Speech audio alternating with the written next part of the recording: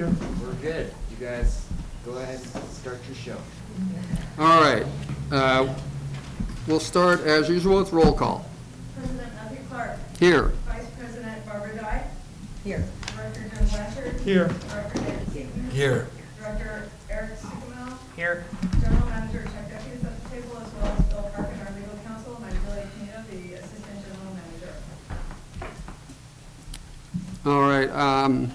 I would like to start as a before public participation with acknowledging that one of our former directors has recently died, Gail Erickson, and it's a loss to the community. I think a lot of people knew her, and it's just happened. So we'll miss her input. Thank you. All right, now we will go to general public participation. People who'd like to speak. Oh, yes. From closed session that there were no reportable items. Thank you. We will go to general public participation for anyone who would like to speak on items not on the agenda. All right. Tell us who you are. Good evening, Dan Haggerty, Granada, 30-year resident. Thanks. I wanted to talk about the Granada post office lot, bring it to the board, but maybe more important to the community as well. I still believe that the best vision of the Granada post office lot is an open triangle courtyard with very little concrete pavement and benches so the community can enjoy this very special place for years to come. This would preserve most of the gorgeous ocean view for the community and complement the open space feel of our area. As you know, we are all losing our ocean views every year. Give us reason to stay in town and not to add to the traffic on the highway. Good planning from the San Mateo County Planning Commission is supposed to come from and serve our community. Sorry. This is a unique town center location and should provide to our community, not just make the Harbor District a beautiful place to work. A small ground floor retail space with a full open corner would be best in my opinion. If we do not as a community galvanize on this quickly, I expect we will get a 2-story office building with an asphalt parking lot in the front. The parking will be a requirement for the offices. This would be a permanent hit for our single block downtown character. I invite the community to share your thoughts with me, Dan Haggerty. My email address is midcoastdan@gmail.com. Granada is in the Midcoast. My name is Dan, midcoastdan@gmail.com. I personally spent countless hours to see that this community service district came to be, as well as the issues at the post office lot. I thank you in advance for your community support on this issue. Thank you.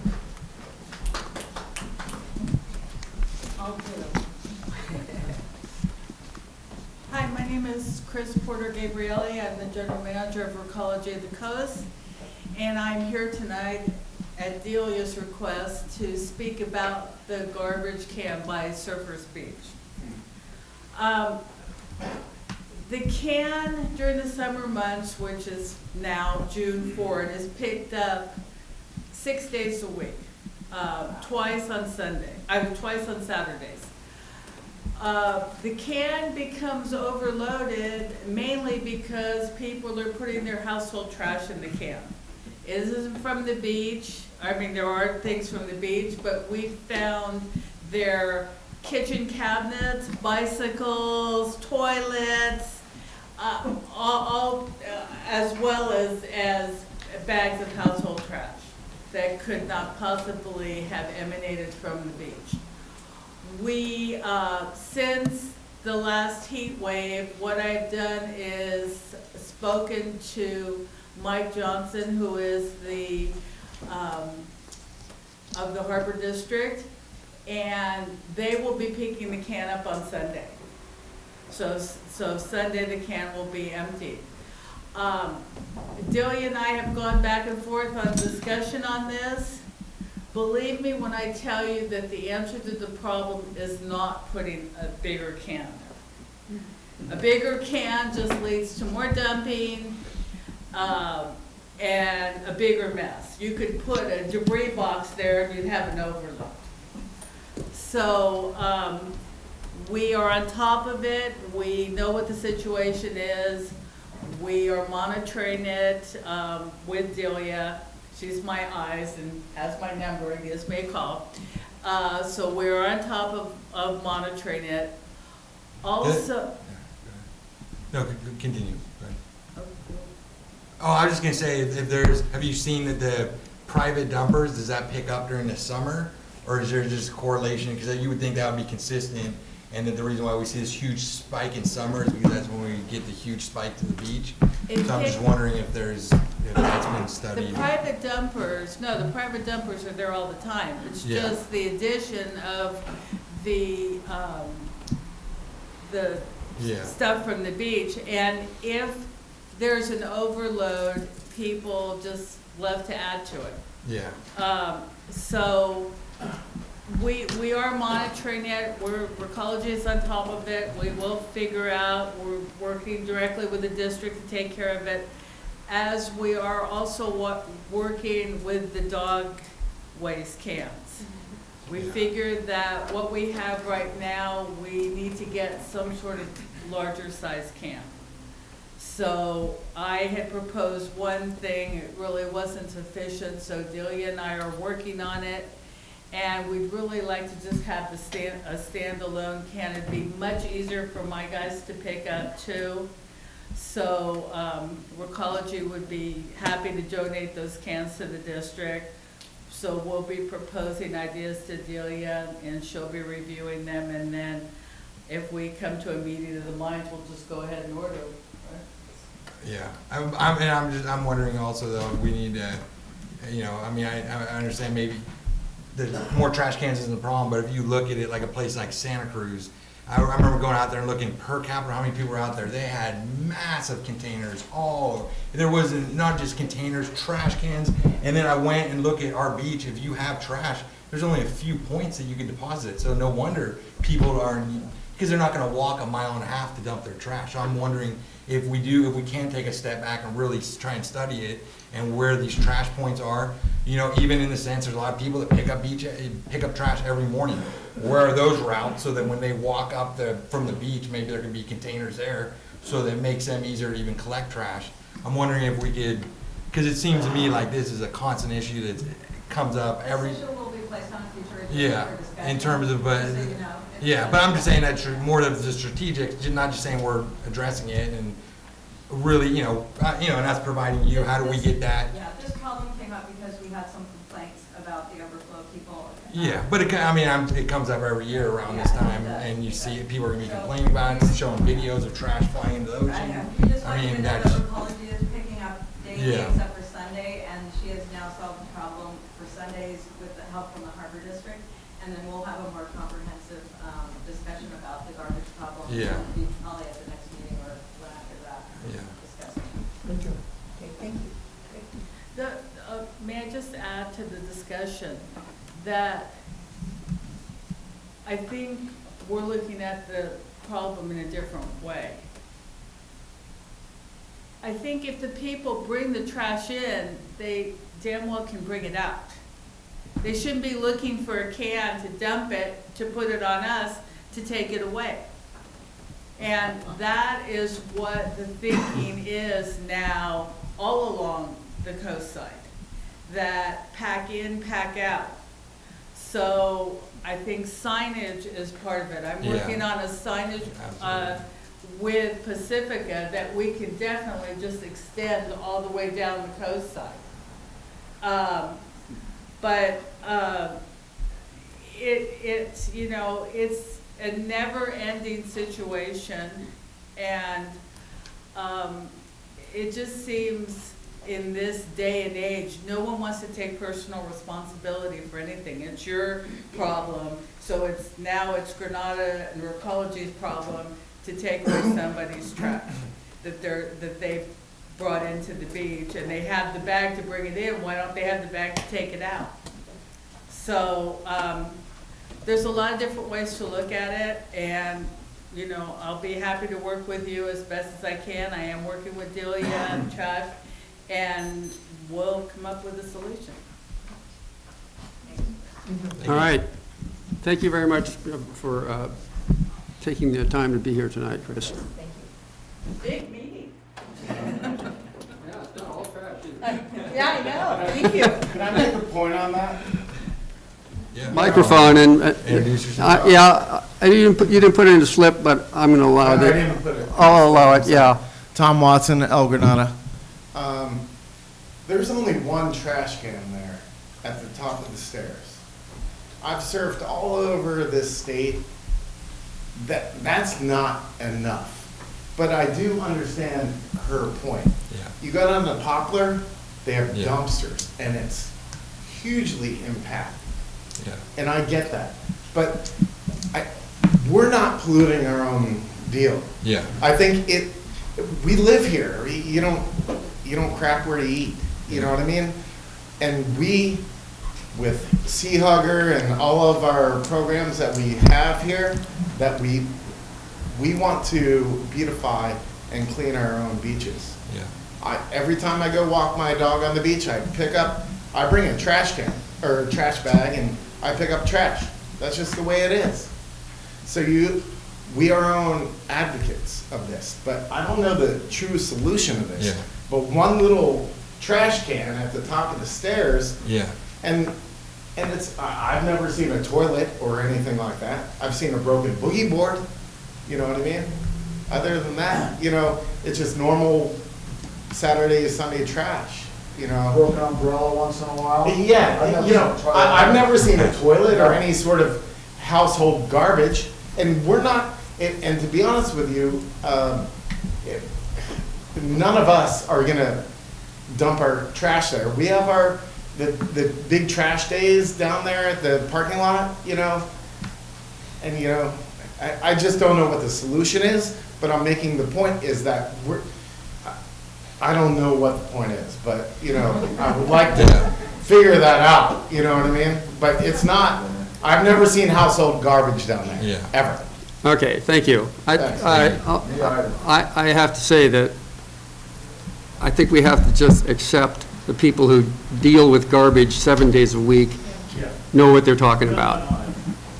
All right, we're now going to go to item number 1, which is consideration of relocating the skate ramp on the Caltrans right-of-way out there to the district's Burnham strip parcel. And, but we don't actually have a staff report for this, so. Oh, I have a speaker request from Chris Johnson. Would you like to speak now, Chris? Sure, I'm not quite sure what the board is going to say, but. Bill didn't want to say anything. I saw Chris Johnson, resident of El Granada, father of an 11-year-old. I saw this on the agenda, so I just came to speak my support for keeping the ramp at any cost, no matter what, wherever it needs to be in that area. Those two things are critical to me as a member of this community, as a father, that the ramp stay and that it stay in that general proximity. I understand that maybe it needs to be moved off Caltrans right away so that they don't get rid of it. So just move, please. I hope this is what the board is considering, moving it just back onto GCSD property, and even considering on working with members of the skateboard community to improve it. That thing is, I don't know how long it's been there. I'm going to say at least 7, 8 years. 8 years, right? Put in by locals, maintained. I live here. I go to the post office all the time on my bike. I've never seen a fight there. There's not gang activity. There's not homeless people sleeping in the ramp. There's some trash sometimes, but it gets picked up. There's trash everywhere. Probably less than it's at Surfers Beach. It is a fixture. I would also say that the board knows, Matthew, Jim, some other people that have been on the board for a long time, that I've been coming here since Measure G was on the ballot, saying my child is X number of years old, is X number of years old. So for various reasons, he's now 11, it's 2019, we still don't have a single installation that's been put in that an 11-year-old would have fun on. So that's not necessarily a criticism of GCSD or the PAC. I know the wheels move slowly, but the fact of the matter is that is the only thing for kids to play on, besides tot lot stuff that kids these days age out on 3 or 4. It's important to the community, and again, I would say GCSD, look at contributing money to it. Maybe it needs a cement foundation or some additional. We already said we would. Okay, yeah, so I wasn't quite sure, without a staff report, I was not sure where you're going with that. I just want to say I fully support that movement to the Burnham strip, and it's an important part of the community. Thank you for listening, and thank you for moving. Thank you. I think technically, you're supposed to be 12 to write it? Isn't that what, No, that's No. one of the, yeah. for insurance? Just, Okay. yeah, that's kind of the legalistic stuff. Just briefly, since our last meeting, we've worked out a lot of the issues with the insurance, liability. We got to do some signage. We have to pass an ordinance to put stuff in place. But, I think we've gone through all the logistics, if you will. So it's up to your board, to make your decision tonight. Council, I was just informed that you actually wanted to say something. Or we're willing to say a few things. Yeah, if it's the board's pleasure to approve, pardon me, moving it to our Burnham strip property, I would suggest that before moving it, that there be conditions. Number one, that we have our insurance in place. Number two, that we pass the ordinance that Chuck referred to. Number three, that we get the signs made and posted. And four, that we have someone doing a physical inspection. Did people hear that? I believe your voice was a little soft. Sorry. And your microphone is far away, so I'm just wondering if, Hopefully because I it's thought those recorded. were important points for Okay. everyone to hear. So I'll list the four again. Number one, that we have insurance in place. Number two, that we pass an ordinance, that the board passes an ordinance. And the ordinance deals, it's a state law requirement, that the law state that any facility that the district opens has to post that helmets, knee pads, and elbow pads should have to be worn. Number three, post it with signs. And number four, that there's staff will have someone do a physical inspection of it.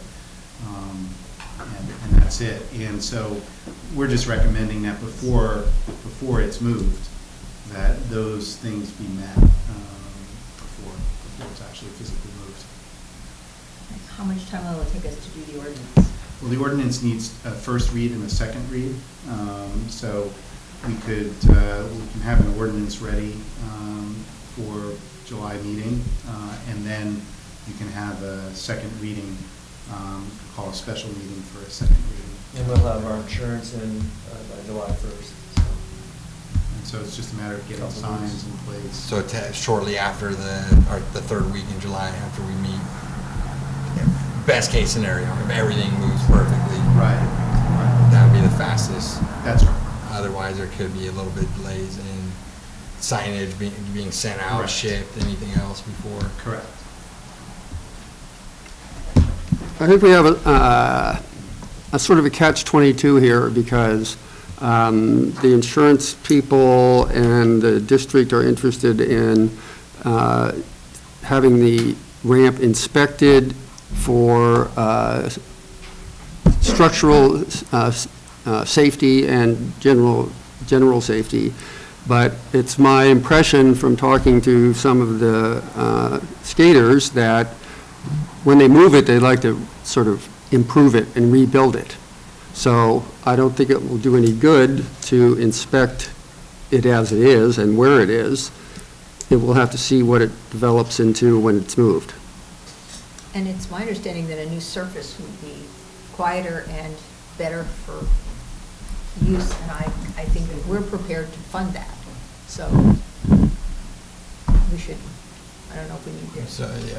pass something or we just make that commitment if we need a motion to. Yeah, if you'd like to.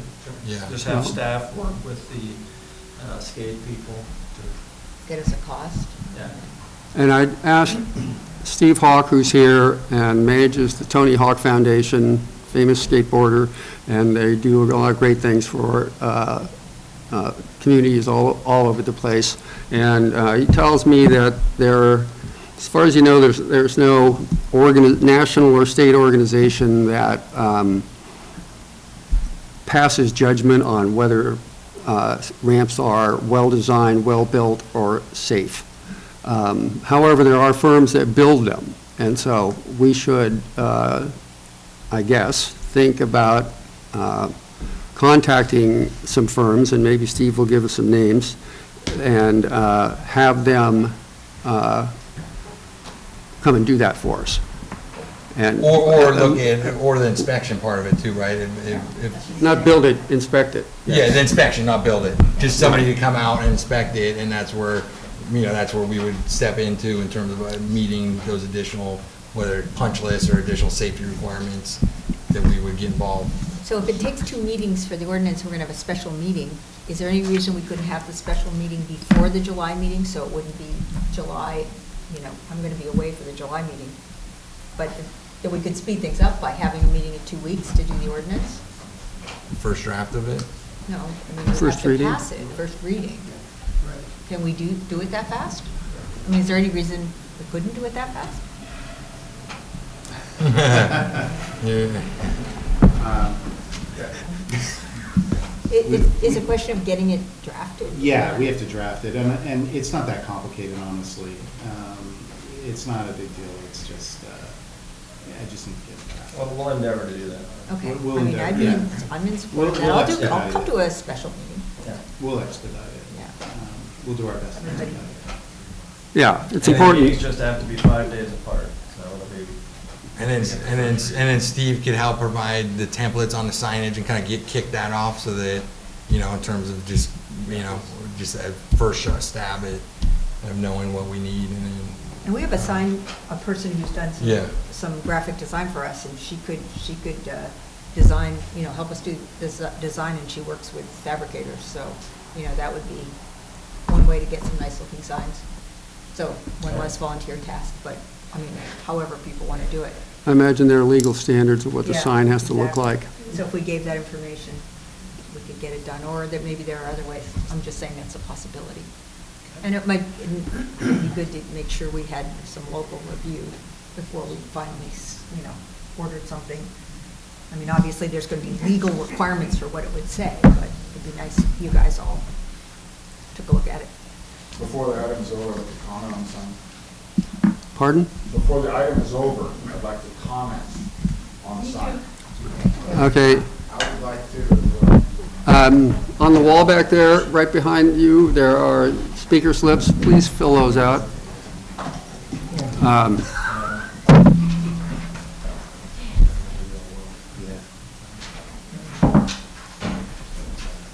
Okay, I think it's safe to say that the consensus of the board is that we want to support this effort, that we recognize that this is a valuable community resource, and that it can't be allowed to be taken away. So, And we should Someone come like to turn that into a motion?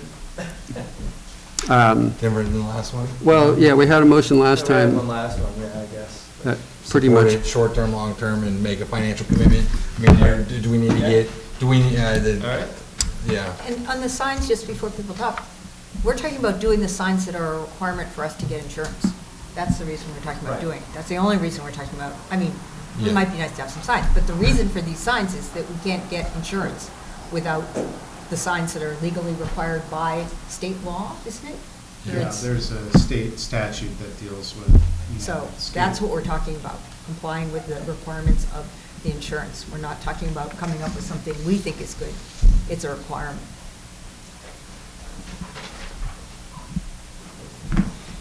Any other comments from the board or staff? Okay, Michelle Dragony, please.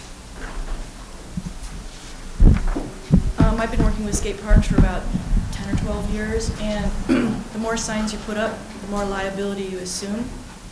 It's a hazardous sport. The state of California identifies it as a hazardous sport. There's never been a lawsuit in the state of California, or actually in the United States, for a skate park. You need to put signs up, you're gonna ruin the vibe, for sure. Nobody's gonna do that.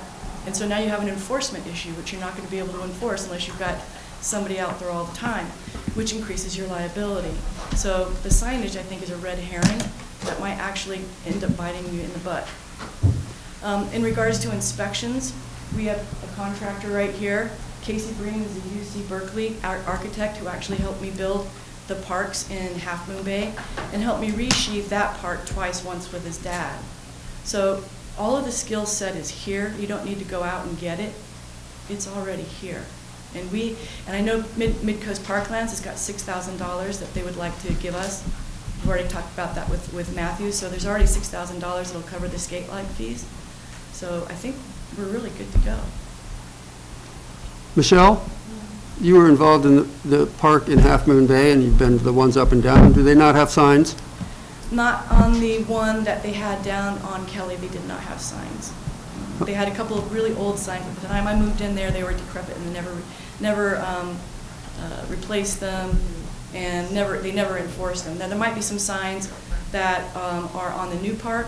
I don't really remember them. They weren't it's certainly not enforced there at all, not even the slightest bit. And it's the enforcement that is the lack of enforcement that will give you the liability.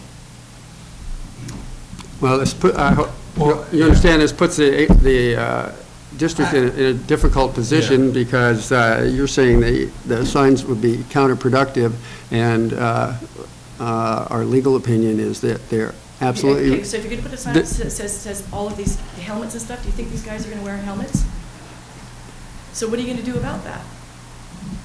We're going to put up... Should we not have insurance? They won't give us insurance unless we have I don't signs. think you need to have insurance. You didn't have insurance there for 8 years. Didn't have insurance on even on the Kelly Park. I used my home umbrella liability policy. Cost me $250 a year, was $1 million. Happy to do it again. Put my number on the skate ramp. Happy to assume responsibility for it. I put my phone number on the ramp before it got resheathed the last time. I said, call me if you have a problem. I'm really serious. I'm really serious. And I'm really serious that I believe that the district would be remiss if we didn't follow the advice of our legal counsel, and I don't think and putting up facilities without insurance is just plain foolish. Sorry. Yeah. But you're talking about skaters. Yeah, and I think the point you raise, though, is we need, one side is we need to just put up these signs to comply with our insurance. The fact of the matter, truth of the matter, it's probably not going to do anything for people to actually follow them, and more so, it might even turn off some people. But we need to do it. I think to your point, it's how do we culturally encourage people? They're going to be skating hard. They should be wearing helmets, because, otherwise if you're going to be risking it, and to that, how do we encourage that? It's not going to be signs. That's for sure. As an American, if you want to risk your life, you should be free to do so. Yeah, that's what I'm saying. That's why I'm saying I'm willing to assume responsibility for the ramp. Let's not go too far down the path discussing liability. I think the key is I think we're a month and a half away from officially, the first version contributing money to improve it. I think there should be no major hiccups, just time in terms of approving. A month and a half is best case scenario, maybe a little bit longer if things happen.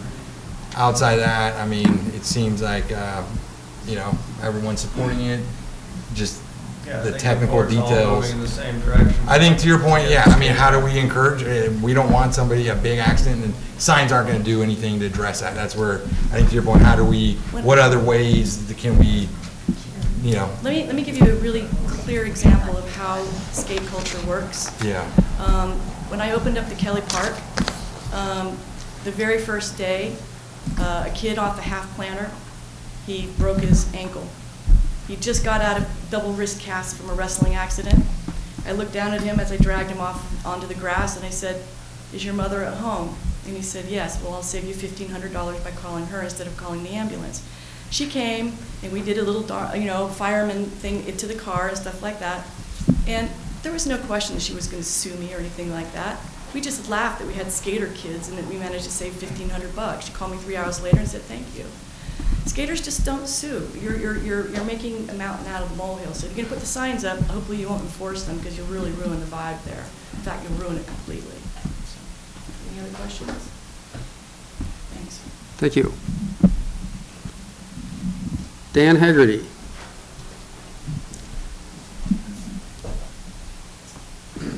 Yeah, on signs, you know, from an aesthetic point of view in the community, I certainly would not go to the insurance company to look for standards, because I bet that the insurance companies are gonna ask you to have 4x8 signs, you know, with bright orange and, you know, electronic flashers. So, whatever, if you do go to any signs, you know, can we try to make them blend in to the natural environment and keep them, please, please. I understand they need to be effective, but please, keep them small. They really just need They to be there. don't need to be huge and bright colors.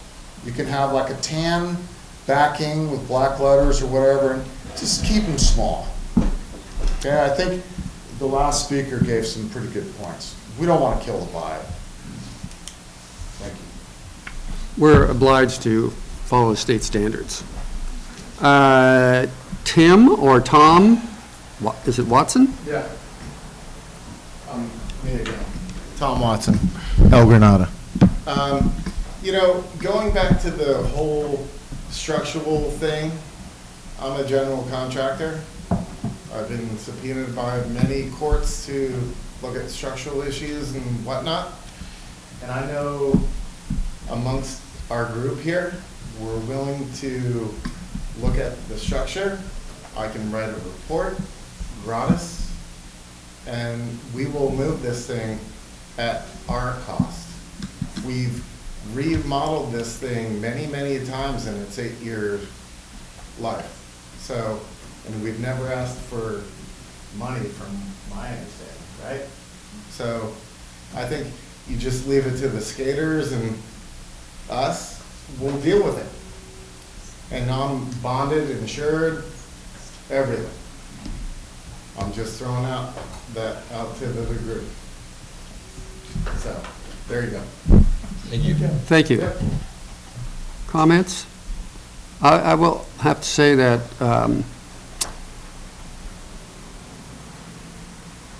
you have to really have a disinterested party in order to do an inspection and write up their professional opinion. You know, advocates are advocating, and so I thank you for your offer, but I don't think that works. But we could use it before we even get there in terms of catching things that we might be able to fix before we get it. Third party Yeah, inspection, this is but just, yeah. I don't want to get The down into the technical, weeds here, yeah. this is logistics. And, Yeah. you know, we can find somebody to quote unquote certify it. I've got 40 engineers back down south there, so I'm sure one of them. Are they skaters? Yeah. Skate engineering is skate engineering. We'll figure this out. Okay. Chris, again? Yes, thanks, Matt. Well, Michelle brought up a good point about the signs, because one of my issues with the county is enforcement, setting laws and then not enforcing it. And so I hadn't really thought about the point that Michelle brought up with the knee pads, the elbow pads, and the helmets. Like, yeah, like what? You're either going to set up a sign and you're not going to enforce it, in which case nothing that's on any of the signs has any relevance, because if you're going to ignore that one, you're going Except to it ignore gets the us one below. insurance. Except it gets you insurance, but could you do something else that maybe even has a skating vibe, like skate at your own risk? You know, like what exactly is the language that qualifies for the insurance? Does it need to be a 15 bullet point list of rules, or can it be as simple as skating is inherently dangerous, skate at your own risk, thank you, have fun? People have been warned, you've got your insurance, and folks, it's a government entity that they can't not have insurance, and It just has to be, and private individuals can't really take on the liability for it. So you're doing the right thing, but per what Michelle is saying, please don't set up a bunch of rules that either then have to be enforced or that people are just going to blindly ignore. As a parent, as an American, there's already enough ignoring of the rules. Like, if we're gonna have rules, enforce them and think about whether those rules need to be there in the first place. Skating is inherently dangerous. Skate at your own risk. Go for it. Yeah. Thank you for listening. And just responding, I think that one of the things where I think we're struggling with a little bit, I think it's clear everyone supports it. I think, in terms of, whether we make it an official committee, whether we're formally funnel information through Steve and Michelle or whoever else, because we aren't the experts on, skating but we are looking for that. So I think that's where I think even the template for the signage, let's get the starting point coming from, Steve, Michelle, all the people, their first shot recommendation. This is what we recommend. See if we could get this to your insurance, rather than to, starting with the insurance, what they want. I think that's where I'm getting at is, what's the next step? Do we need to formalize a committee, or can we just say, communication wise, we're establishing, in terms of getting that feedback, Steve has the contact, right, in terms of, processing that information, whether that's in a survey or whatever else, saying the general consensus is, this is what we recommend for signage and some of these other technical things. I think we're open to, we just don't know, I think we just need that kind of guidance. So I don't know, is it a committee, or do we just say, hey, just talk, and we'll take their consideration though. Let's not go down the liability. Well, I'm just saying in terms of a bunch of people's opinions, because they do matter. How do we organize that so it's not just opinions going out there that we're not organizing that into action as part of our plan? That's where you're saying there's no way in terms of the PAC committee to have a skate park committee that would address You'll those. notice our attorney has been conspicuously silent. I was about to ask him if he would confirm that, are there not minimal legal standards for these things? And Well, at the very least, you need insurance, right? Yes. And so they are going to require signs be posted. That is just a fact. And so without that, you don't have insurance. And I certainly don't recommend that you move the skate ramp onto the Burnham Strip, the property we own, without having insurance. So if nothing else, I mean, that's what I recommend. And we represent all the residents of El Granada, and I think that an awful lot of them want insurance. Yeah. Us to have insurance. But having said that, I think we have point people in the community we can work with, and I think we'll try our best to minimize, to do it in a way that's as acceptable as possible. And I don't think we should belabor this, because we don't have all the information right now. that's true. We should do our best. We'll do our best. And we'll have a Okay. special meeting if we can do it. I'm happy to have a special meeting to get this moving, so we can get things in place, so we can get this done. Yes? Yeah. All right. And if you need funding, it sounds like you have some funding, but if you need funding, I think we're all on board with costs that, aren't covered any other way. We would like to take care of. Thank you. There you go. Do anyone want to share anything? Any other feedback, or? we're all Excuse good? me. Okay. We have a s- You had another slip there.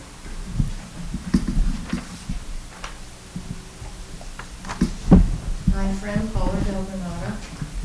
Are you going to decide where to put it tonight, or? Not tonight. Oh, okay, that's what I wanted to talk about. Because I've been with community people and met with Tim West. Is he here tonight? I haven't been assaulted tonight, so no.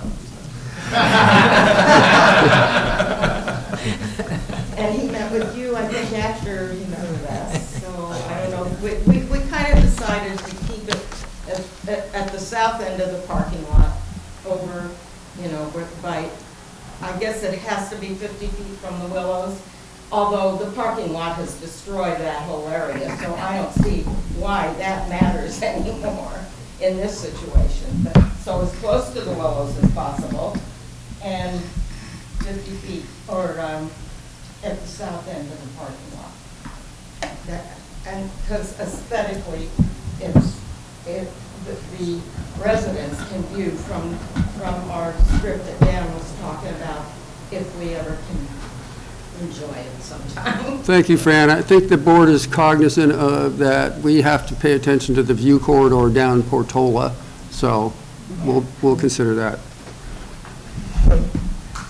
Okay, I would just say, I know you're eager, you want this to get done. The skate ramp is functioning, you can use it, but government just moves slowly, and actually, in California, it's designed to be that way. This is like lightning speed for a government agency. So, thank you all for showing up, and we're moving on it.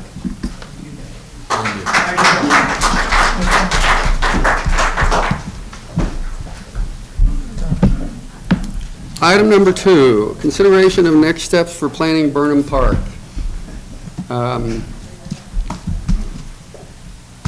You asked to put this on the agenda. Director Dye, would you like to start? Director Dye wanted to kick this off again, so we have Steve. Sure. We have Steve Kikuchi here, who is the landscape architect who helped us with the previous phase of the project. As many of you know, we kind of put it on hold because we had hopes of purchasing the post office lot, and we wanted to plan the 2 lots together. Unfortunately, we were outbid by the Harbor Department, as you heard earlier, on the post office lot. And so now we really want to get the process going again for Burnham Park. The plan tonight is not to take testimony. I mean, of course, if you're here to speak to it, that's fine. But it's really not, the purpose is not to take testimony of what people want in Burnham Park, but for us to think about the process and what the next step should be in getting it going again. And we all think that getting a lot of public input is critical to building a park that will really suit our community. And there are some steps to take. And I don't know if we want to have discussion first. I'd like to ask Steve his thoughts on next steps for us, and then maybe we could talk about it a little bit. Do we have any requests to speak? No. Okay. So good, we can just figure out, and then, you know, our Parks Committee is meeting in August. They can hopefully help us with the outreach. Let me just throw out there, like we have talked about maybe doing some kind of community-wide survey, or if we're going to have another event, do a postcard. There's some ideas to throw out there so that people, the whole community understands that this process is underway, and figuring out what we, you know, how do we make a decision. I mean, it's going to be controversial stuff. There's some people who want some things and other people who actually don't want those things, and vice versa. So we're going to have to make it through, but this is our chance to really do something for parks, which is something that we promised this community 5 years ago, or was promised to this community. So maybe we ask Steve to say a few words, or does someone else want to weigh in first? I would just like to say that it's my impression that these hiatuses have happened because we let them. And I think we need to set dates and deadlines and a real schedule so that things continue to move along and we don't have 4 and 6 months of no anything. So, Steve?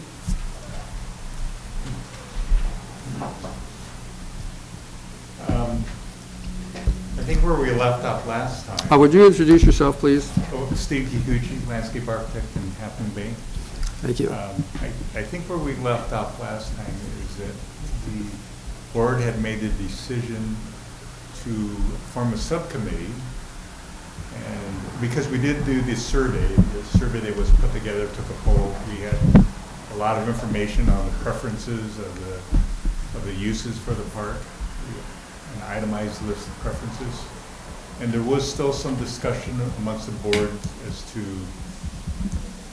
whether there was full support for some of those items. So the board made a decision to form a subcommittee, and we met with the subcommittee and kind of refined what the design program was going to be. And then I think we got to that point, and then I think it stopped. So that is where we stand right now. I'm not sure if the board wants to reform another subcommittee, if thoughts have changed since the past 6 months. I think the last subcommittee was Leonard, Warren, and myself. Yes, And it Leonard was. is no longer on the board, so Yes. right there, we have a change that could impact where we go. But it seems as if it's important enough that maybe the whole board should be engaged in these discussions. And, you know, one thing that we had talked about last time was we did have a discussion about things that the board generally supported. And the idea was to ask Steve to refine some of the plans that he'd already made so that, as you may remember, we had done 3 conceptual plans, not for people to choose among, but to give people an idea of what would fit on the site and what could go there. And we got a lot of feedback, and maybe a next step would be to take the feedback that we have already and come up with 3 either similar or reworked plans that included some more of the feedback, and then do the same thing, take it out to the community and let people see what's there. I don't know. Yeah. I think there was some discussion about doing more surveys or doing more outreach type programs, but I think there was also the feeling is that if we just showed the 3 concepts again, we really weren't making progress. So we thought that maybe we could take the information that we had, develop a plan or a plan or 2 with some alternates, and then the people could react to those rather than re-showing the same plan over and over again.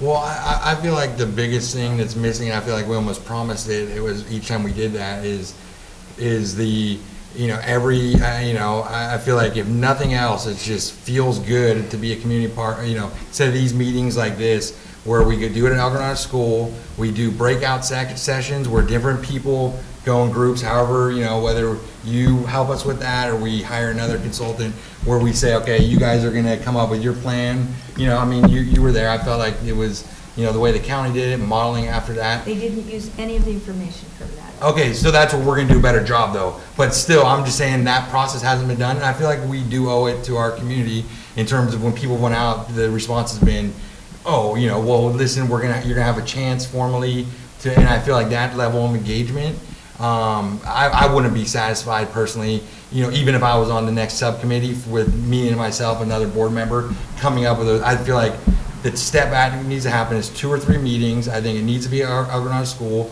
I think it needs Why to. couldn't it be on the Burnham Strip?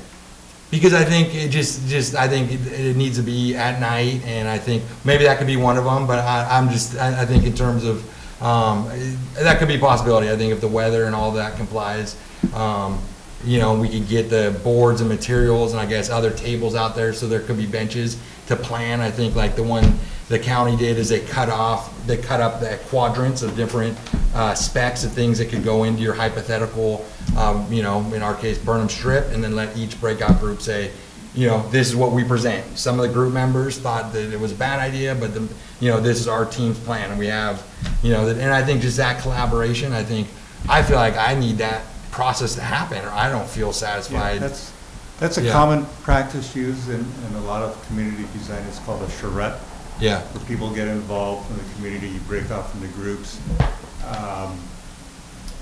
One of the important things for a charrette type program though is because you're dealing with people trying to plan a project, a design, they're not experts, they don't have the expertise, they don't have the knowledge. There's issues that come to play like grading, wind, noise, sound, directions, those types of things are very important things. So you need to have, if you break into 5 different groups, you need 5 experts for each group to make sure that they're not coming up with hypothetical situations that aren't possible. Yeah, I mean, that would just cause confusion. Yeah, because I mean, if some people say, I want to put a tennis court here and it won't fit, then you know, it becomes. But I just feel like that process of that dialogue between our community members, I think it's a beneficial process going through that and coming out Well, the other end. The disagreement coming out in real time in terms of that level of discussion, so those things get brought up. Yes. Because I think Yeah. the bigger issues are, do we have parking? Because a lot of people say, hey, we need tons of parking. Other people say, well, we can't ruin that beautiful spot. Do we need bathrooms? A lot of people say, well, how the hell can you do that without a We've bathroom? already gone past that. So- We know those are the issues. So, and that's what I'm I saying. think we've already pulled So in the major issues. So the main reason. Not in one forum where everyone's there at the same time. Even those days have been spread out over 8 hours, and, that's what I'm saying, a 2-hour meeting, El Granada School. I think we could do one at Burnham Strip. I think it could be one short-term, one longer-term focus in terms of the planning of it. But I feel like that level of engagement, not between two board members behind closed doors working with the architect, saying, oh, we're listening to everyone's feedback. I wouldn't feel comfortable with that. I wouldn't feel comfortable just doing another special meeting in this format. I think we need that process, engaging all the skate community in their opinion, and that's only gonna come out in, a 2-hour window where we have plenty of space. I think ideally the first one, El Granada School, so we don't deal with rainouts and people Okay. not being able to sit down. Maybe the second one, I agree, at Burnham Strip, so we can actually be out there and say, okay. Okay, I think you've been pretty clear what you're for. Yeah, and I hear you. I've been You clear don't for a need to long say time, that. and I'm saying I don't get why, I can understand that it might not go perfect, and I can understand that there's gonna be outspoken people, and that's part of the process, but that's part of the process that Okay. those tough conversations are gonna make it Can easier. we let some of the other board members say what? they Yeah, want? yeah, absolutely. And can I just clarify, the main reason that the charrette process is enacted is because in some communities, there are a lot of diverse opinions or And that would be this approaches, community, and yeah. so they do that if it's a very contentious project. So I think it's up to the board to determine if this project warrants that effort, because it is an additional effort with time and money and expense Yeah, involved. I think it's a better source of investment in that process than just paying for another set of plans. Okay. I feel like we could keep going on that, and we Okay. got 20 sets of plans and You're saying the spend. same thing over and over. We hear you. Okay, Your well, point is valid. no, You're making well, a valid point. There's a whole Can I- nother point I'm making in terms of the cost of investment. We've already spent a lot on plans, and the feedback I've gotten from people, why the hell are you spending all this money on hypothetical plans? Just listen to our opinion, hear what we have to say, and then take that, and then start spending money on the detailed planning. I get the business that you're in, and to me, I think that's where I'm saying we still need to take a step back as a community and do that community level planning. And outside of school? It's controversial in the sense this is a very opinionated community. People are very passionate about even the things, no parking whatsoever versus, we need parking. Well, like That- I said, I think the board needs to. Yeah, and I think, needs to exactly, vote that's what if I'm getting that at. process is I necessary. think we need to look at spending some money in that process rather than just paying an architect for more renderings. David. Okay, We hear, okay. we understand. what Okay, you're and if saying. I've been saying this for a while, so what do I need to do to take action then to get somebody else to So maybe support we me? could let a couple other board members talk for a minute. Yeah. Anybody else? I actually have one thing I would like to say, which is the two principles that we have come up with, and I don't know if you agree with these, but I think we all had agreed, was number one, we wanted to minimize view impacts, because the view across that property is important. And the other was, we weren't looking at active sports of the kind which would result in either balls going off, it's a narrow property, into the streets on either side, or requiring very large view impacting fences. Those were two principles we kind of agreed on, but maybe. I don't remember the balls going off and where we defined any of that. I know there's discussion on what we could and couldn't do based on kind of guidance and. Jim, Matthew? Yeah, let's try to talk one at a time. I think one of the reasons that this stalled, I wish Nancy Marsh from the Parks Advisory Committee was here to address this, but She's in Italy. I'll, probably looking at parks. We did surveys, and we had public input, and then we did a public meeting on the, one of the Balboa medians. And the outcome from that differed markedly from what we'd heard from the public in the survey process. And so that's why we really need to concentrate on getting this, a wide range of opinion from the public, but everyone has to understand that no one's going to get everything they want. Everybody's going to get something they want, and we need to move it along. So, yeah, I think the charrette process would be a good idea, but there's no way to do that without plans, without drawings, and without ideas. Which we already have though, right, those initial? Because you can't just call people in and say, what do you think? We don't have anything to show you, but what do you think? That's useless. And to your point though, that was the excuse that was raised last time, so we moved ahead and we had those plans, and that was kind of what we were telling people when we had those meetings, we were getting feedback, is hey, don't kill the messenger, these are just plans to get the conversations. We're gonna have a formalized process for coming out and getting everyone's feedback, and and that's where I think we have those plans now, and that's where I thought, okay, this isn't, it's a waste of money and cents, these aren't gonna be the plans, but yeah, it's beneficial because now we have something, so when we do the process, we're not just starting Okay, thank you for repeating what I just said. So I would turn that into a motion. You're agreeing with me, but saying that you don't think the charrette is, I'm just, go ahead. I would support doing, I think we have to have more input. I would support getting, I think the Matthew is saying reduce charrette. Okay. I'm in favor of doing charrette. Okay. And I mean, it's question. oh, sorry. Go ahead, Eric. Please. I mean, its question is, are we ready to do it? I mean, what do we need to have in place to do that process? And I mean, as someone relatively new to the board now, I just don't know where we left things and what we have and what we need. I think relatively inexpensively, we could modify the plans that we have to reflect the first round of input. They could be the base for some kind of community meeting. Yeah, So- and maybe it ties into the next thing in terms of hiring someone in terms of that level of planning and getting the cutouts and kind of templating off of what the county did and stuff in terms of that level of having all that stuff ready and planning, and that could be a good first project for whoever does it. Yeah, well, the first project is going to be the recreation program. But Okay, let's, you've been working with Nancy closely. Is this a PAC thing to do? I think we need to keep this at the board level because it's our major project. And I think the PAC will help us, and I think they'll provide input and so forth as needed. But I would recommend that we keep it at this level. I'll make a motion that we plan for a public meeting with revisions to the 3 existing plans to incorporate some of the early feedback. And that we have, that we set up a subcommittee to figure out the structure and the timing of a charrette process. Do K&K have that feedback? Yes. All right, so they'd be capable. Nancy had an exhaustive report, and then we had quite a good Right. discussion, actually, which you all participated, for Eric, everybody participated in. Right. So, can we schedule something? How about this first meeting has to happen within 2 months? I would say September, because summer.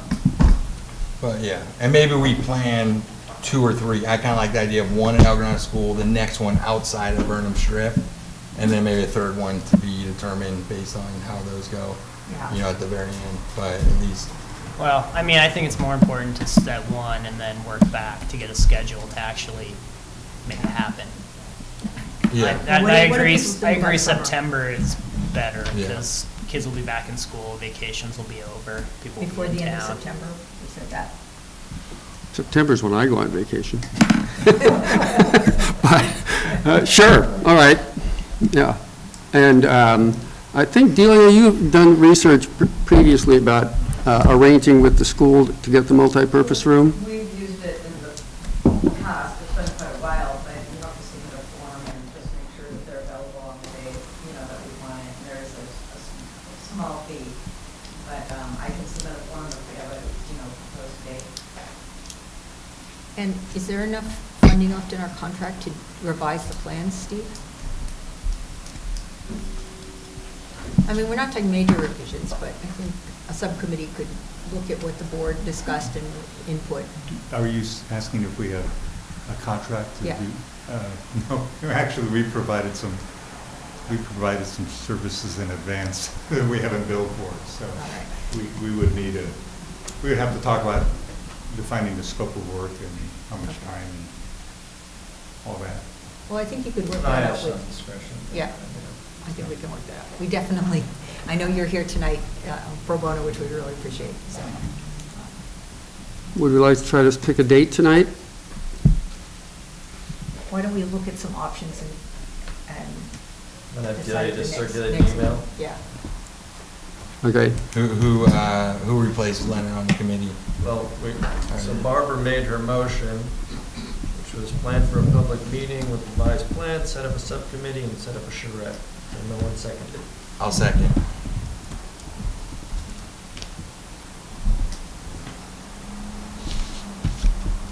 Okay. Do we have any more discussion? All those in favor, say aye. Aye. All right, passes 5-0. I have to ask this, when are we going to see a next step? Well, I think the next step is to set up a subcommittee. I'm going to ask again if you think we should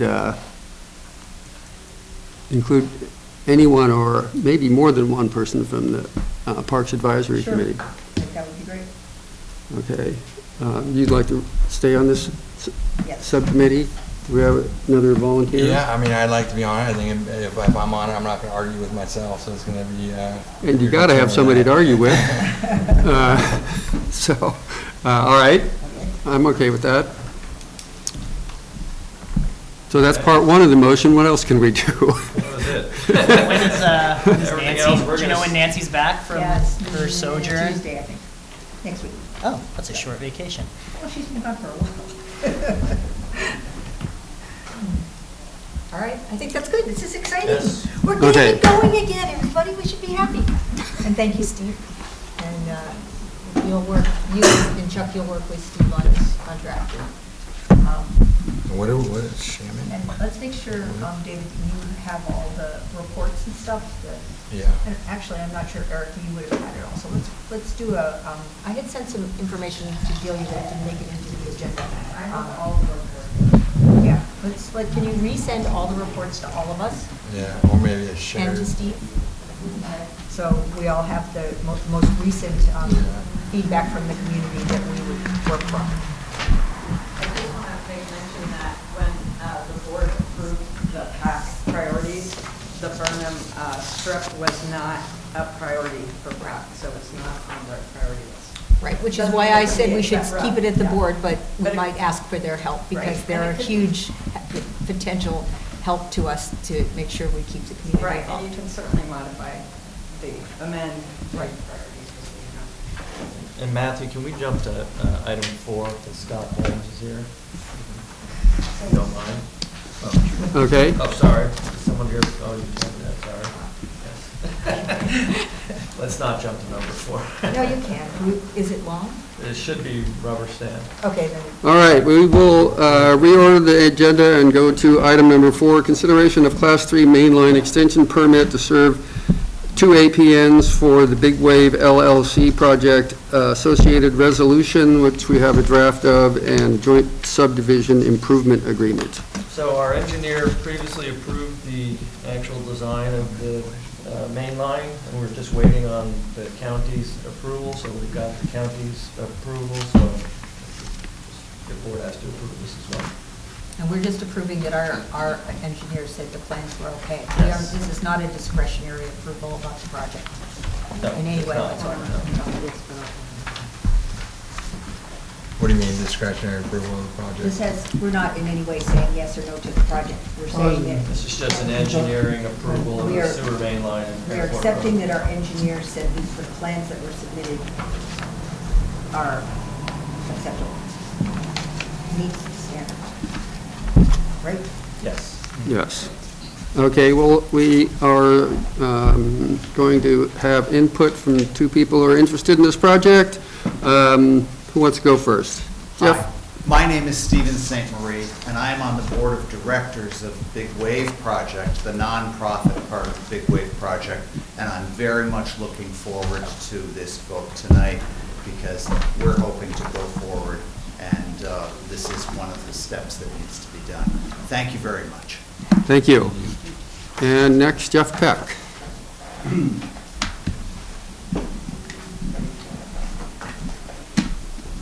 I don't really need to say anything, okay, so go ahead and vote. Thank you, I like those kind of inputs. Okay, this is, as this has been explained twice, very simple. We're approving the mainline extension engineering opinion, basically. Yes, we're approving the Class 3 permit, the associated resolution, and the agreement with the county. So, unless there's further questions or discussion, I will, we need a motion. This is I'll make a motion to approve it. Second, do we? I'll second. Okay, it's been moved and seconded. Resolution approving mainline extension permit to serve the two big wave parcels. All those in favor? Aye. Passes 5-0. Thank you. I know it's going to process. Thank you very much. Thank you. I wondered who those people were.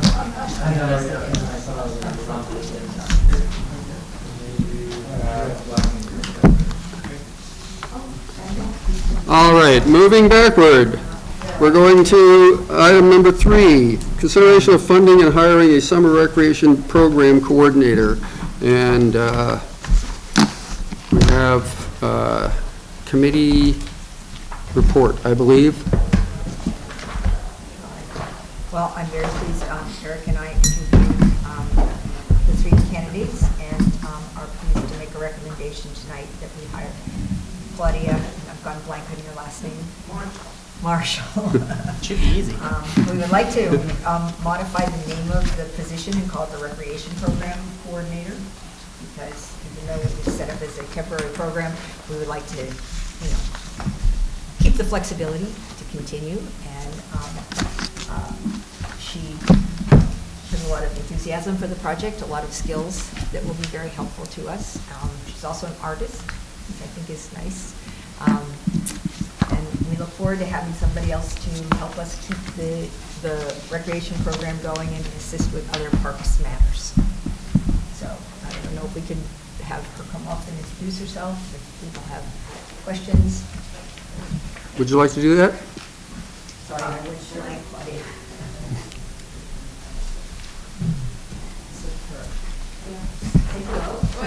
Hi. When I talked to Barbara and Eric about the program here, I was quite enthused with their vision, not only what they've done so far on the rec program. I mean, pulling that together with so few hands and with just public input is quite extraordinary. And the amount of enthusiasm from the public in supporting these programs has also been just quite astounding, given the short nature of the production. I'm also very excited about the Burnham Park project, and would very much like to be intimately involved in that. I do have a background in landscape and architecture, having served on the Town of Woodside's Architectural and Site Review Board for 18 years when I lived in Woodside, so I know public input very, very well, and government. She knows about government. And I also, my background is in the tech industry as well, and my last corporate position was VP of Marketing Communications for a public company. So I've managed a ton of people, and even though I'm now retired, you know, I like to really be involved with projects that I can see have a real lasting value for the community. I'm very community oriented, so I thank you for considering me and for giving me the opportunity to be a part of the project. Thank you. Thank you. Thank you. Anything further we need to do? This is a, Approve funding the position? right, this is a two-part item. There's funding. Didn't we already approve some funding? Or Well, a you funding level? told us to go send it out, circulate it for resumes and whatnot, so you didn't actually approve the funding, but I put it in the budget, so. What'd you, Make the motion for the funding, Eric. I move to approve the funding for this position as shown in the budget? as shown in the And budget. to hire, And to hire Claudia Marshall for the position. Second. Questions or discussion? All those in favor? Aye. Aye. Passes unanimously. Get to work. I do love timelines. Oh, good. I love keeping projects moving forward in a timely manner, so, yeah. Thank you. Thank you. Welcome. Thank you, Lord. Thanks, Chris. Chris. How do we get her moving? How do we get her moving? She comes in and gets briefed?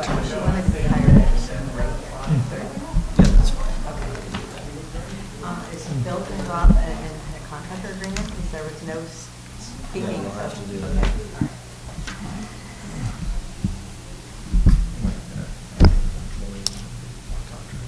well, we have our standard. We have a standard. Well, we're taking a de facto break since two of our directors walked off. So, Well, let's move. pardon? Yeah. And who can leave? It's June, I believe we do. Do we have to pass the budget tonight, Chuck? Our budget? Yeah. Technically, no. The deadline is actually September 1st. But remember, it is just a budget. Yeah, okay. Are you, And can we pass the budget without the capital improvement program? yes. Any further discussion on this item? I just wanted to understand. All right, we're now on item 5, consideration of the draft Granada Community Services District budget for, no, it doesn't even say budget, it says district fiscal year 2019-20 budget. And this is now transformed into a public hearing? Yes. Yes, so the public hearing is now open to receive public comment. We have a member of the public. Are you here to comment, ma'am?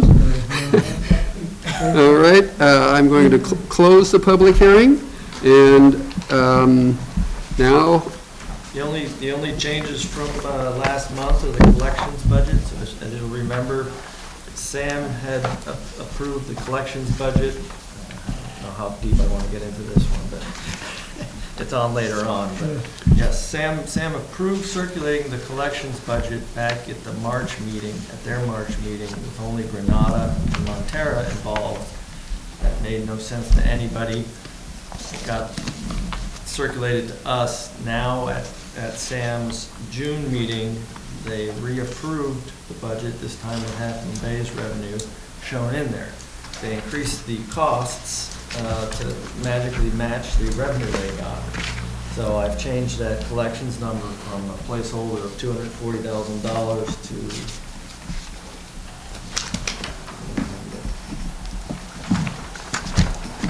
to $296,000. But by approving this budget, like to Barbara's point, we're only approving the budget. We're not actually approving that collections part of it. It's just a budget. So we will still have to work with Half Moon Bay and Montera to figure out what we're going to do with that. Because we don't understand how our budget went up when more revenue was coming in from elsewhere?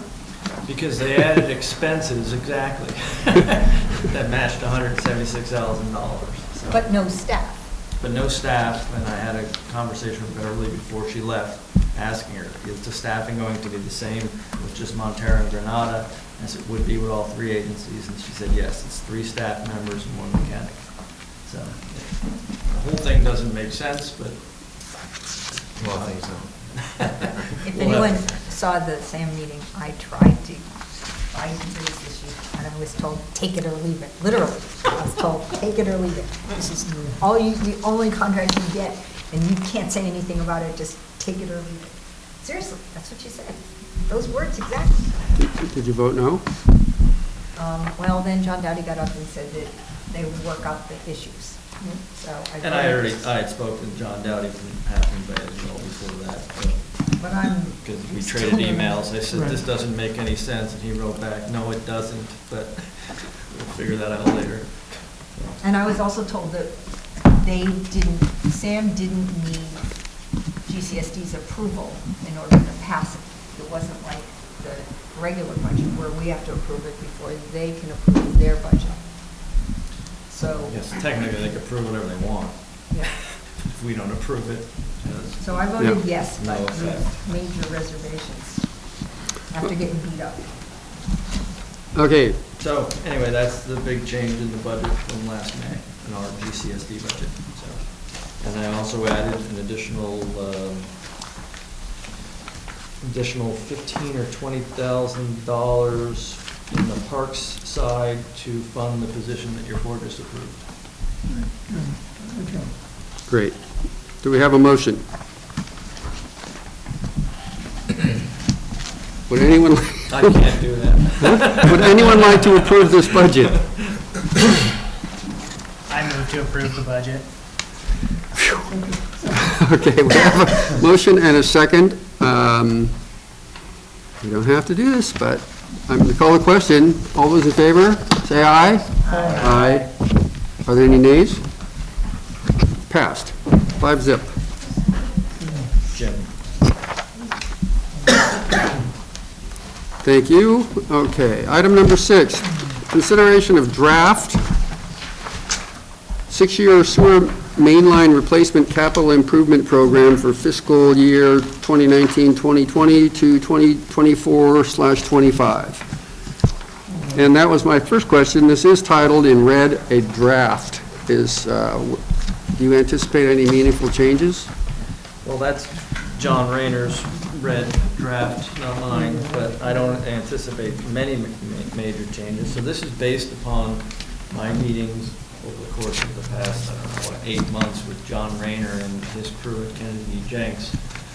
What we decided to do is go, it seems kind of strange, but we went with a 6-year budget because the budgeted amount of $200,000 a year, we'd rather just bundle the 2 projects, so do a project every 2 years. And these are all for sewer mainline replacement projects.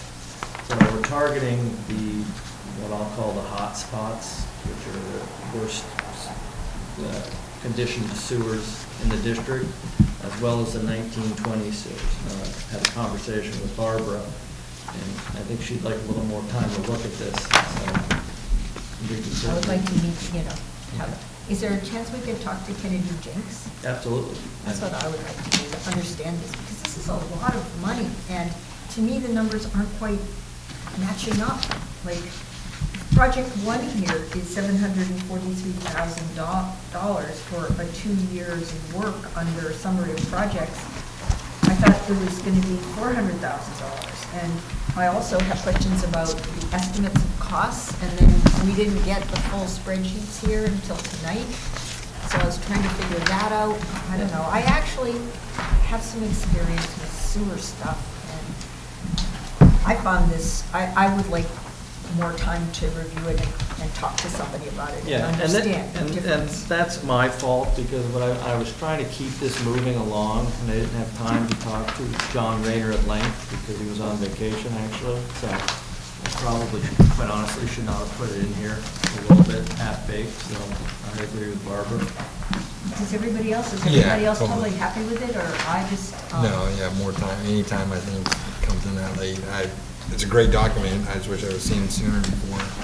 before I got here. So if you'd like, we can table it to next meeting and we'll set something up. Okay. Good? And if anybody else would like to meet with the engineer as well, I think that would be appropriate, right? Now, could three of us meet, three of us can't meet with an engineer to ask questions about this? Yeah, Jonathan comes to the public meeting as well. I know, but like before the public meeting. Yeah. Well, if you wanted to do that, you would just notice it Okay. at the meeting. So. How many other people would like to talk to the engineer about this? Yeah, possibly. I'd be interested. Yeah, all right. So maybe it's a meeting Yes. before the next meeting or something? Yeah, we could just have a special meeting. Yeah, well, we're gonna have a special meeting anyway. Right. Okay.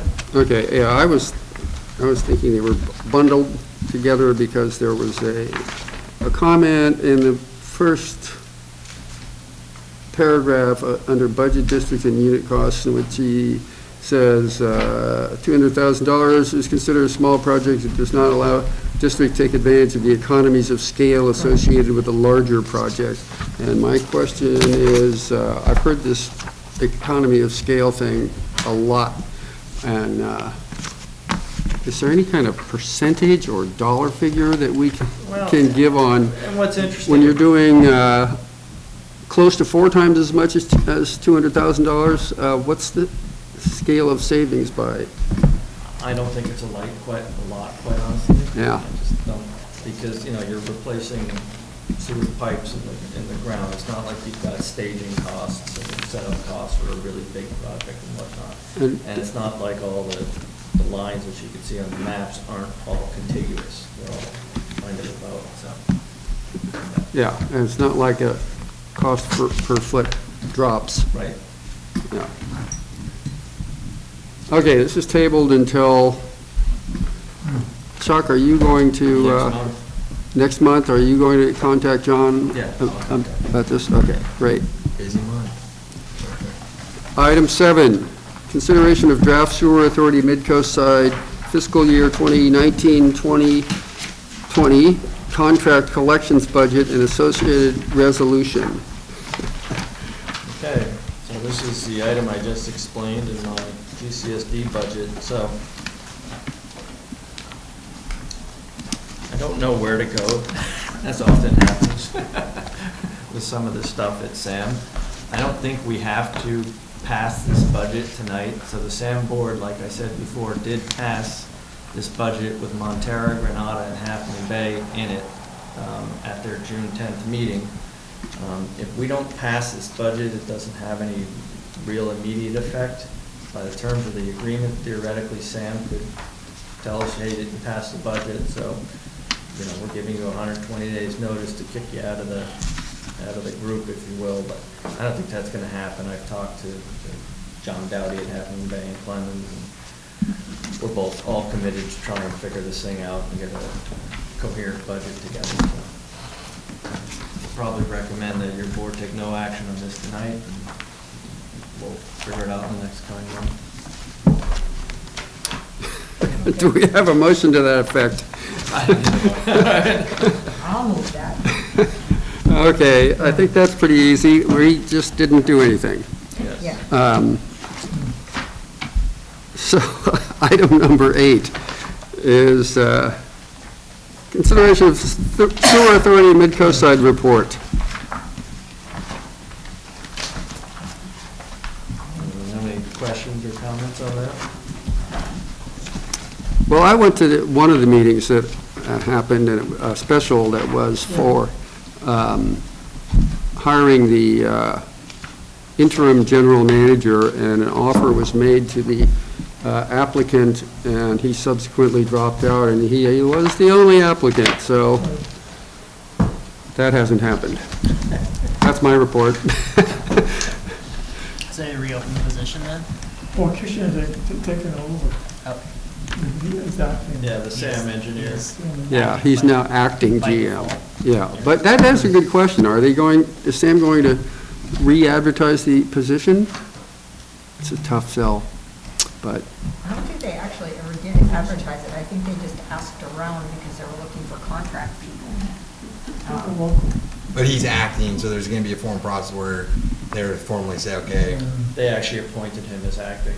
yeah, but there's still. but Not that's- interim. So is there a deadline with that acting, or how long, is that just? I think until, But it means same thing as interim, basically. I know. It's just that, I guess, that next step to kind of say, this could become official. and there had been a discussion about whether to hire a person for the job, a true employee, or to hire a contractor. I don't know where that discussion went. I think Half Moon Bay is pushing for the contractor. I'd probably be in support of that as well, just as a short-term solution to kind of get things settled down and straightened out there, and then figure out where to go from there, so. Or at some level, a little bit of both, right? I mean, they're gonna. Yeah, and they used to have a contractor. Yeah. His name was John Birch. He worked for Corolla Engineering, so, and, you know, it worked out relatively fine, so. Just kind of hopefully, you know, rebuild some trust and cohesiveness on the coast side. Okay, so Sam Reps, do you have anything to, there's been one more meeting since then, correct? Anything of note?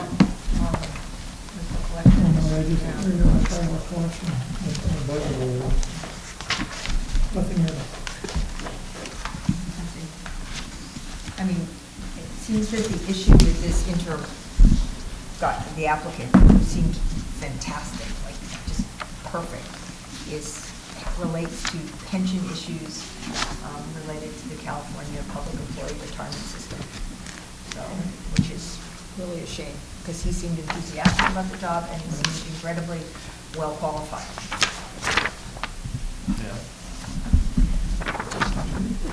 Too many hours. Well, I don't think that was it. Yeah, I don't know. It's not quite clear.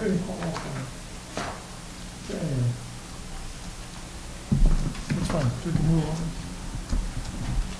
on. I don't think this will do much good, but I'm going to ask two questions anyway. The agenda for the board meeting, it was June 10th, under regular business for first G, the legal services budget seems to be skyrocketing, much like other things. And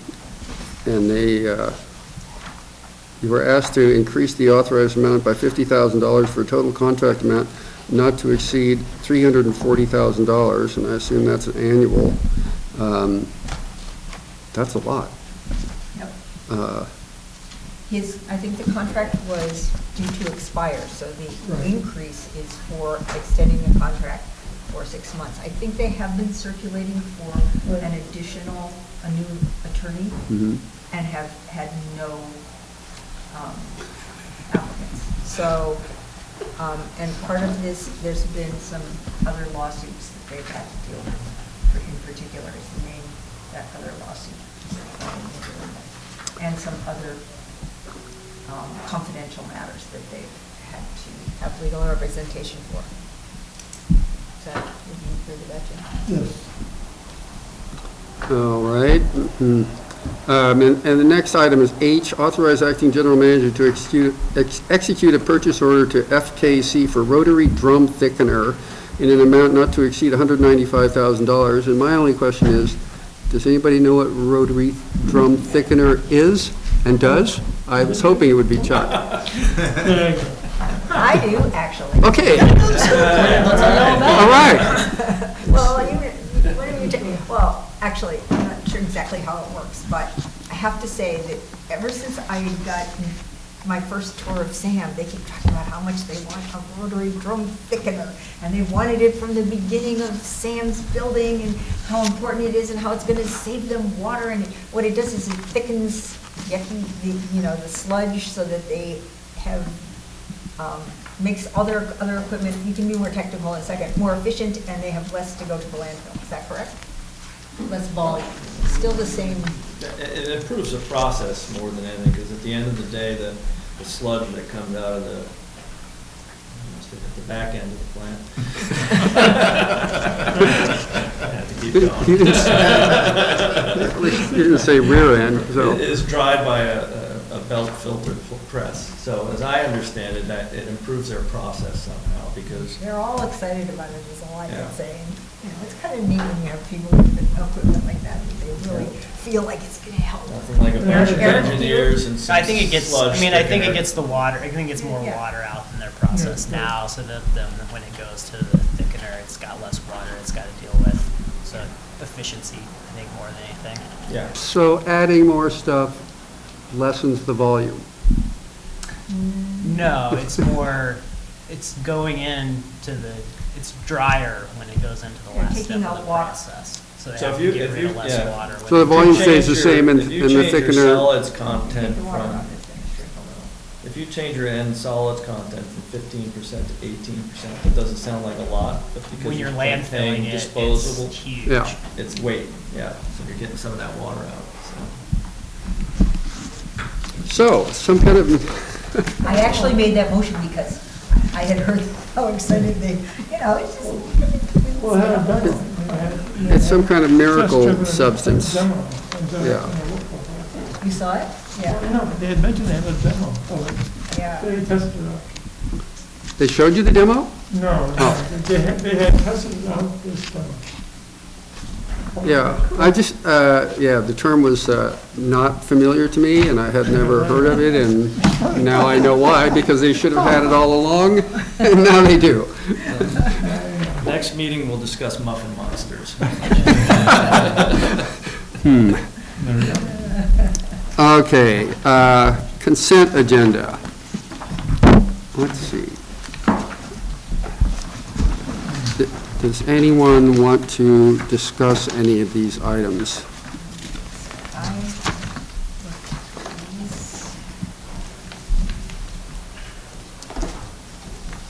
I was going to have two questions about the warrants, but they've been actually addressed previously in other items, so.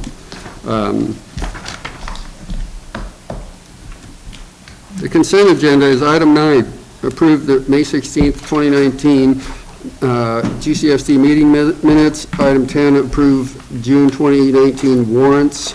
Item 11, approve May 2019 financial statements. Item 12, approve assessment district distribution number 12-18/19. Number 13, approve ratification of Harbor District Liaison Ad Hoc Committee. And item 14, approve agreement to become a party to the amended JPA, creating the California Association of Mutual Water Companies Joint Powers Risk and Insurance Management Authority. Doesn't that authority already exist? Or we're joining it? Or Yes, we're joining it. We're not creating it. Move approval. Sorry, we have a second? No discussion, all those in favor? Aye. Aye. Thank you. Consent passes unanimously. Committee reports, seminars, conferences, or committee meetings. Item 16, report on Parks Advisory Committee. Is there any? All right, item. I'll say one thing. I Okay. think everyone should go to the Quarry Park Walk on the 29th. Fran Pollard is going to give an outstanding history of Quarry Park and El Granada. So I highly recommend to the public. It's not going to be a walk, it's going to be in the park there. Oh, at 10 a.m. They can walk afterwards. Okay. Go to Quarry Park It's and going to be a learn. stand. Learn a lot about the more recent history of that area. And that's Saturday, the 29th? Yep, 10 a.m. Cool. Item 17, attorney's report. No report. Item 18, general manager's report. Nothing further. Item 19, administrative staff report.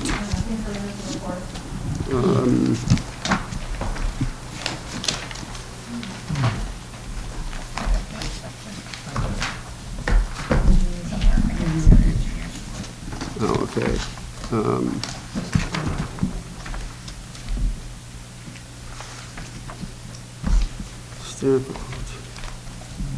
Oh, I had a question, Delia, about, on your staff report, public records requests. A constituent made a request for apparently all the staff reports related to Ordinance 139. And you say it's forthcoming. I just wanted to confirm. That's quite a task, isn't it?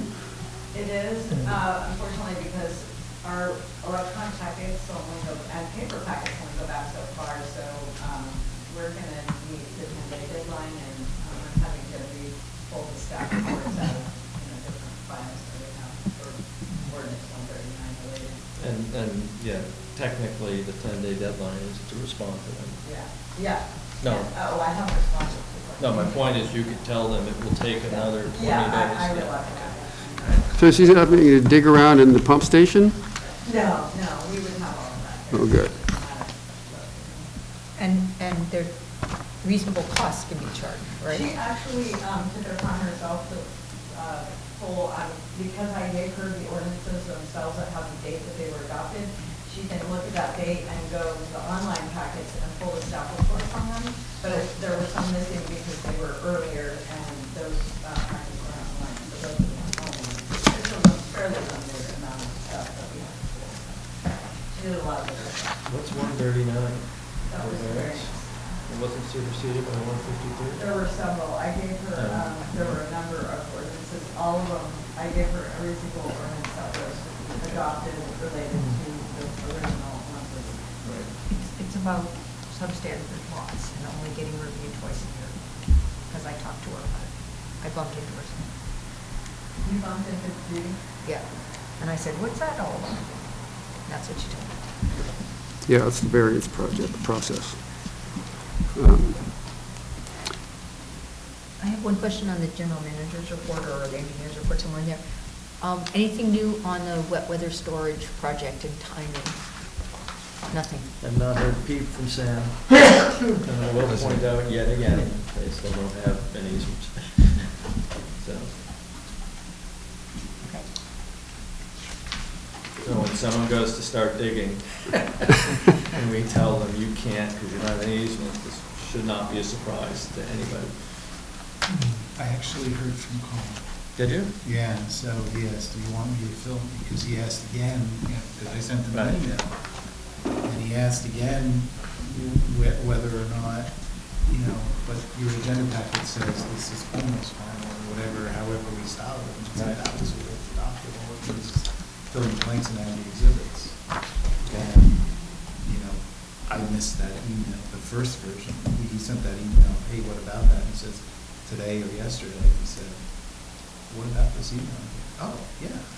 And I had said everything that you forwarded in your email, so hopefully that's moving along now. I told him, he says, you want me to do that first? I said, sure, I'll review it. Just do it. All right.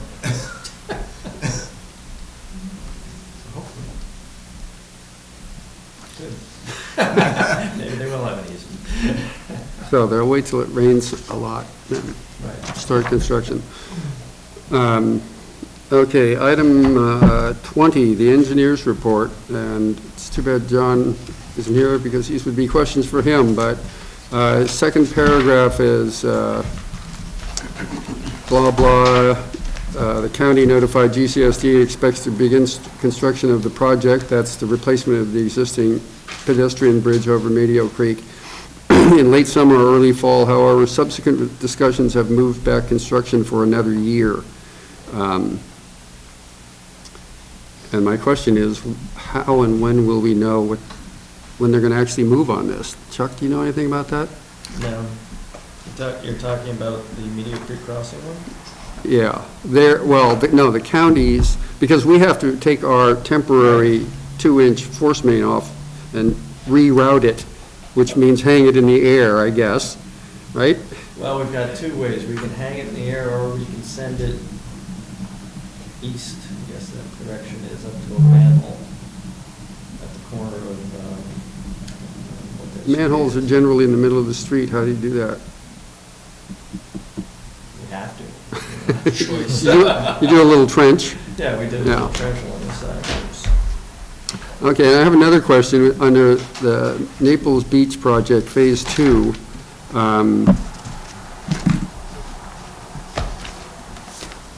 Sandus Engineers, who I'm somewhat familiar with, has recently surveyed the alignment and is preparing a legal description of the easements.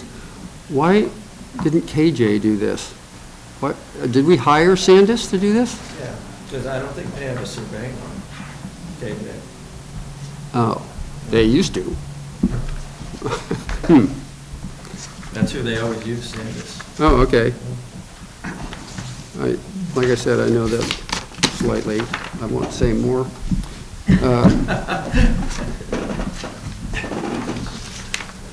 And finally, item 21, future agenda items. Well, we also need to talk about future dates. Future dates for, We're going to have a special meeting. Yes. I will not be here on the regularly scheduled date in July. We have a family reunion on the East Coast that I cannot change. okay, what's our target date for the special meeting about the state rate? You said It'll be 11? Before, like the 11th? Yeah. Well, Bill will be on vacation, and he'll have to draft the ordinance. Does that say a holiday though? How long are you gone?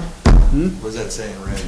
Oh, First that's- 3 weeks of that's- July. What time is that at? That's So, daytime. yeah, so, but I mean, that's what I'm telling you, everybody, I'm not leaving until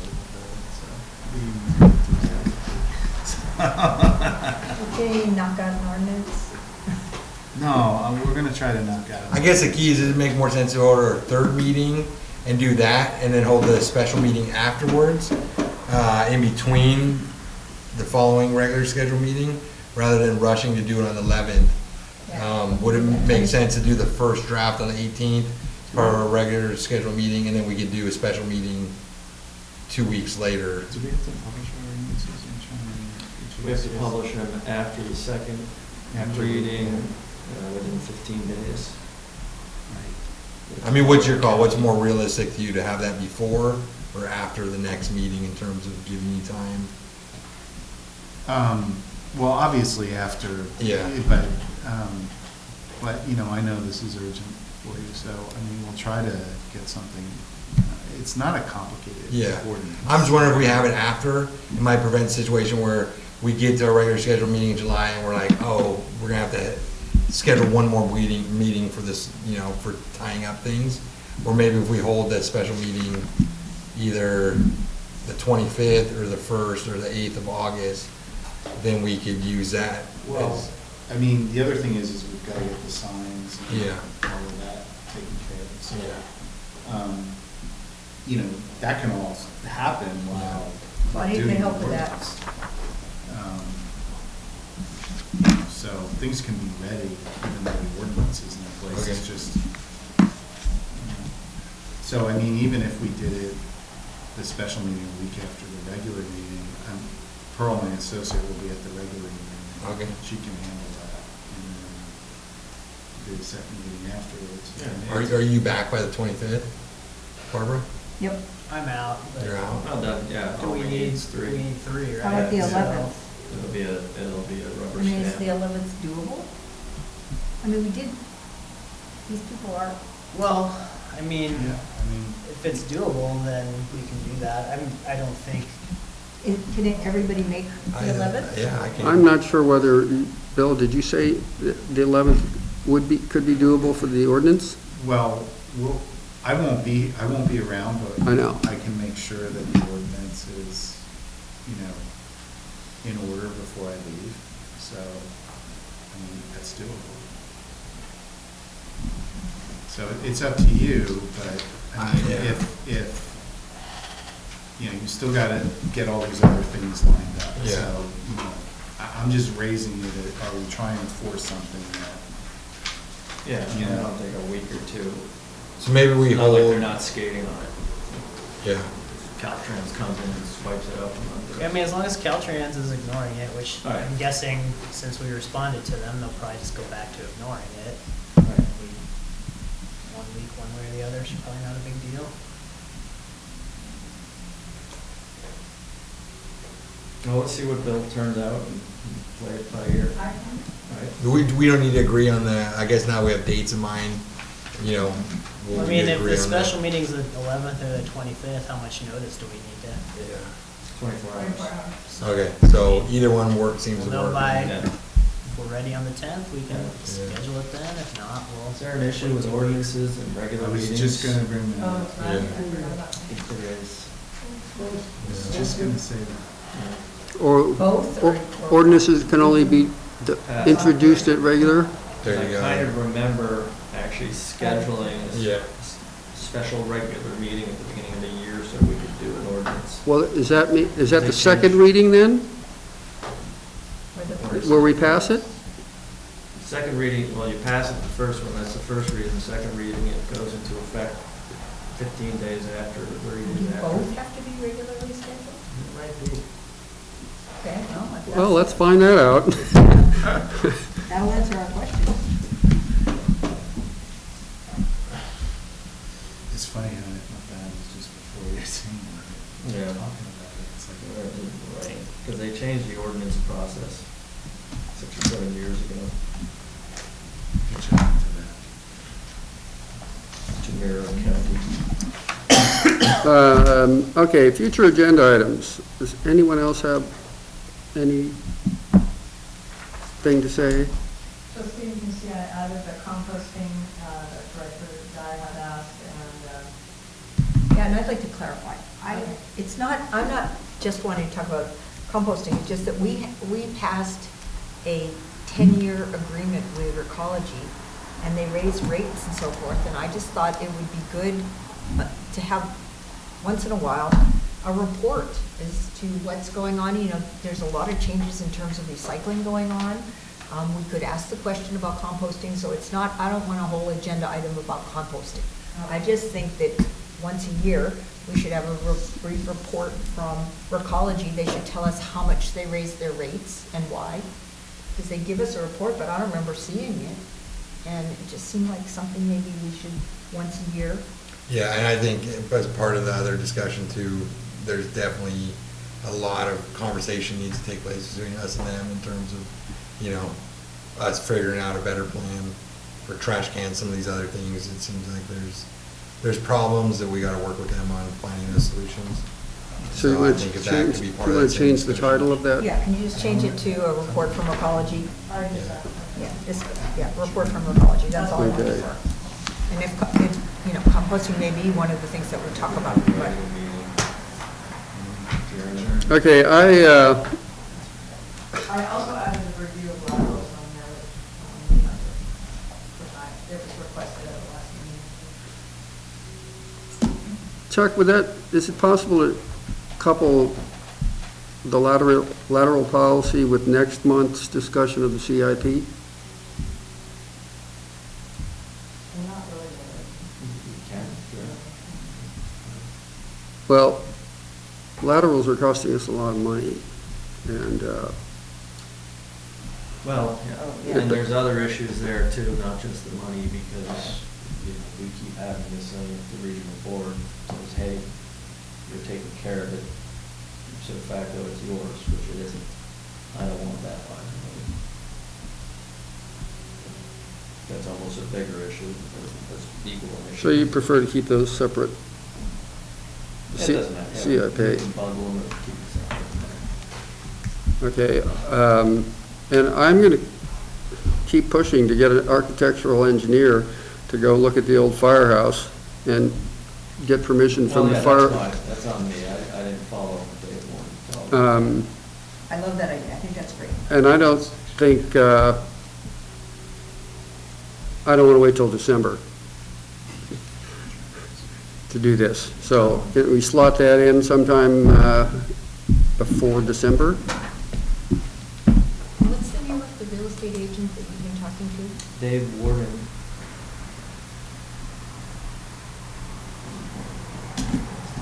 And this one, I have another one, this could wait, I suppose, maybe forever, but I think that at some point, we have to consider 2 meetings a month.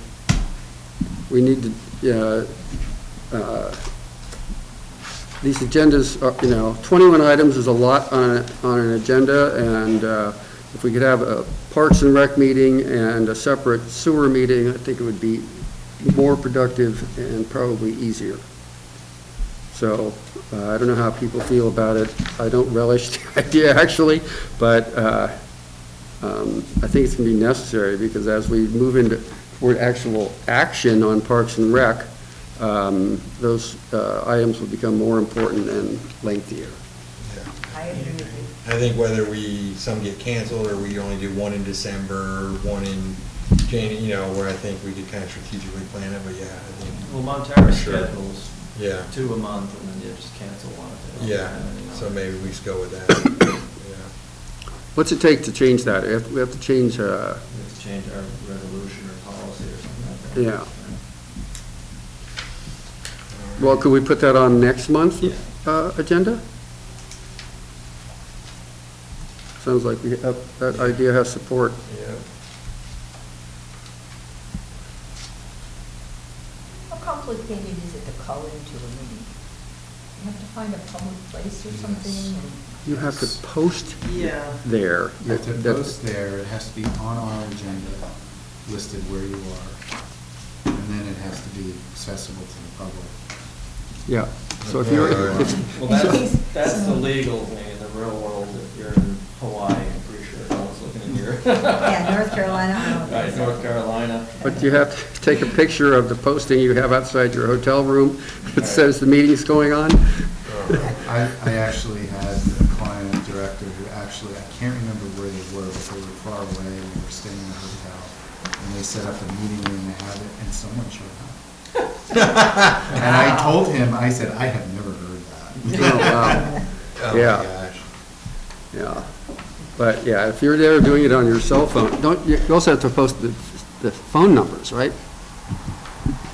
What's that? You have to post the phone numbers. No, I don't think so. Oh, good. Did the guy who showed up, his name started with an L? Okay, I think we have reached the end of our rope. I don't think there's a negative to it. I don't think there's a negative, no. So I'm gonna suggest, and just, it's procedure, so just bear with me. I'm gonna suggest that you adjourn this meeting to July 11th. You follow me? Yes. Because that will then continue it as a regular. This meeting, without objection, is now adjourned until July 11th. Thank you. Pardon? In memory of Gail. Oh, yes, this meeting is also adjourned in memory of former Director Gail Erickson. Well, I will say that when I moved to El Granada, I don't know, I posted something, and she was the first person. She called me up and invited me and talked to me about environmental issues in El Granada.